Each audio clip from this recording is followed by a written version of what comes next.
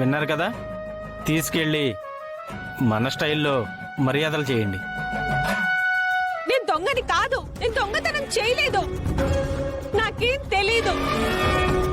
Please నేను చెప్పేది వినండి.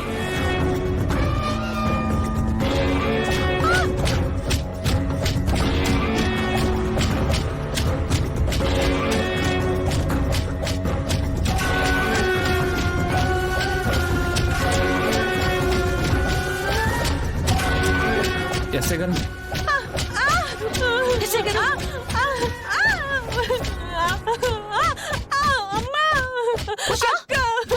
అయ్యో ఆపండి. ఉషా, ఏంటండి ఎస్ఐ గారు, ఎందుకు అలా కొడుతున్నారు? దొంగతనం చేస్తే కొట్టగా కూర్చోబెట్టి కాఫీలు టిఫిన్లు ఇమ్మంటారా? చూడండి ఎస్ఐ గారు, ఆ అమ్మాయి అలాంటిది కాదు. ఖచ్చితంగా ఈ దొంగతనం తను చేసి ఉండదు అని మీరు చెప్తే కుదరదండి, కోర్టు చెప్పాలి.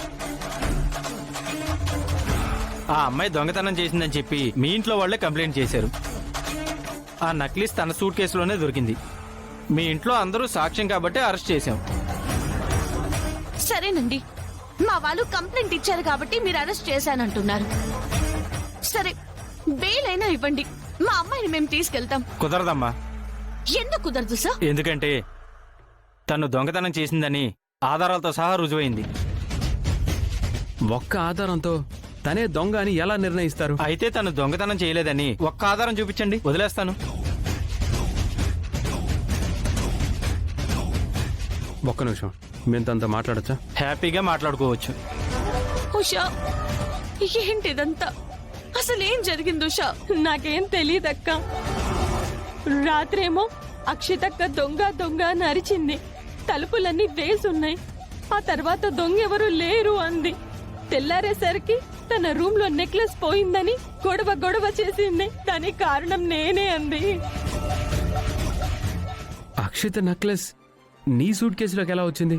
అదే నాకు అర్థం కావట్లేదు. కానీ నేను నమ్మే దేవుడి మీద ప్రమాణం చేసి చెప్తున్నాను, నిజంగా నేనే దొంగతనం చేయలేదక్క.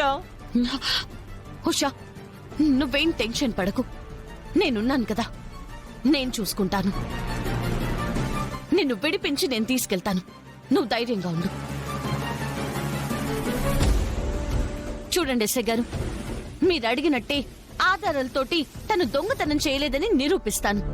ఇక లైఫ్ లో నీ జోలికి ఇంటి జోలికి రాదు.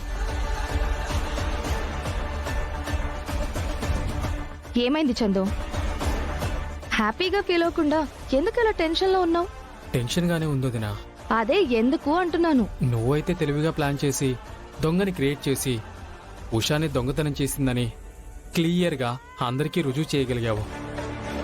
ఇంట్లో అందరితో పాటు పోలీసులు కూడా నమ్మించగలిగావు.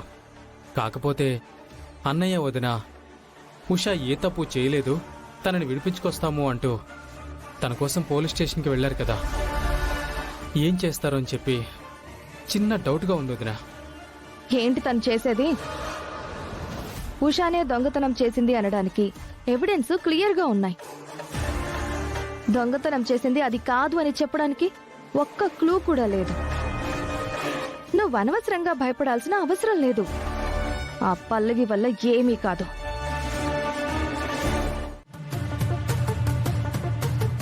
ఏయ్, ఏం మాట్లాడుతున్నావు? ఆయన ఏదో పిచ్చి పిచ్చి డౌట్లు అడుగుతూ ఉంటే నువ్వేదో ఉషా చేయలేదు, ఎవరో వచ్చి చేశారు, ఉషాని ఇరికించడానికి చేశారు అన్నట్టు మాట్లాడుతున్నావు. అవును, మీ అందరికి దాని మీద మంచి ఒపీనియన్ ఉందేమో, నాకైతే లేదు. ఖచ్చితంగా అదే దొంగతనం చేసింది.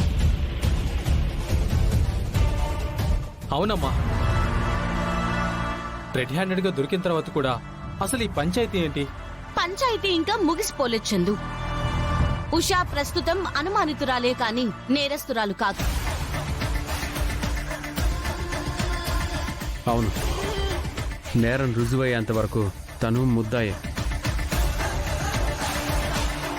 కొత్తగా ఇంకా నిరూపణ అయ్యేదేముంది?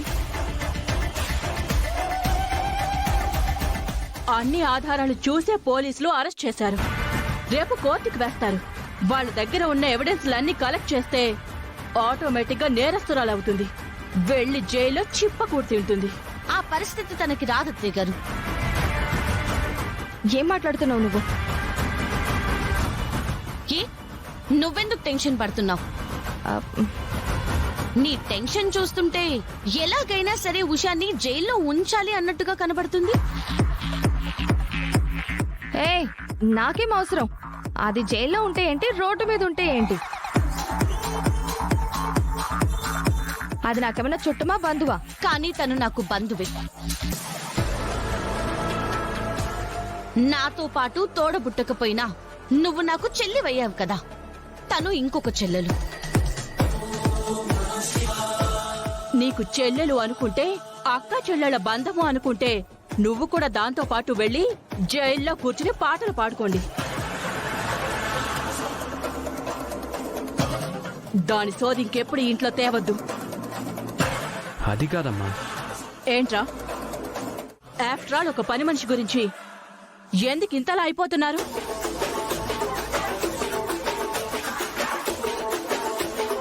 తనని పని మనిషిగా మీరు చూశారు, కానీ ఉష మాత్రం ఎప్పుడు సొంత మనిషిలాగే పనిచేసింది ఈ ఇంట్లో. ఈ ఇంటికి వచ్చిన పని మనుషులందరూ మీకు సొంత మనుషుల్లాగే కనబడతారు. ఒకనాడు ఈవిడి గారు కూడా అలాగే వచ్చింది కదా. కేర్ టేకర్ అంటూ పని మనిషిగా. ఇంటి కోడల్ని చేసి సొంత మనిషిని చేసుకున్నారు. ఇప్పుడు ఆవిడ్ని కూడా సొంత మనిషిని చేసుకుందామనా?